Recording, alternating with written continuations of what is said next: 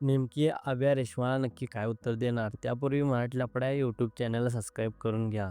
जर तुम्हाला रेश्मा आणि अभिजित एकत्र यावे असे वाटत असेल तर व्हिडिओ शेवटपर्यंत पहा. तर आपण पाहूया की मागील एपिसोडमध्ये काय झालं ते. तर आभ्या व त्यांचे मित्र अभ्यास करत बसलेले असतात. तितक्यात मध्यावर दिनविषय सांगण्याची वेळ येते.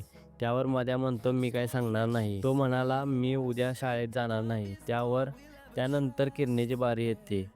तर किरण्या म्हणतो, मध्ये आई घाल्या, मी काय सांगणार नाही. दुसऱ्या दिवशी शाळेत जाताना मध्या झाडावर जाऊन बसतो आणि म्हणतो की मी काही शाळेत येणार नाही आणि मला दिनविषय सांगता येणार नाही. त्यावर अभिजित म्हणतो की तुझं काय चुकलं तर मी सांगतो.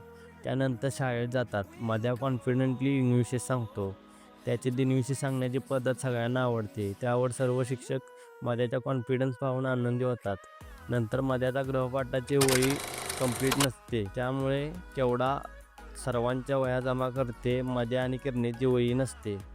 सागर व त्याचे मित्र पळून जातात. कुरकुडे सर मध्याला मारतात. त्यावर केवढाला मध्या ओरडतो. नंतर दुसऱ्या दिवशी मध्या व किरण्या वह्या जमा करतात.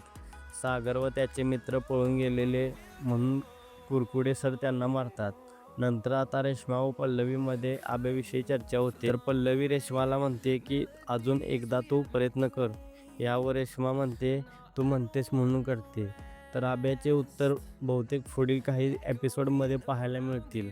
आणि एपिसोड आता काही 30 ते 35 मिनिटाच्या पूर्वी होतं ते आता 20 ते 25 मिनिटाचे जायला लागले आहेत. यावरून असं कळते की 10वी अचे एपिसोड्स आता लवकरच कंप्लीट होणार आहेत व 10वी वेबसिरीज बंद होणार आहे.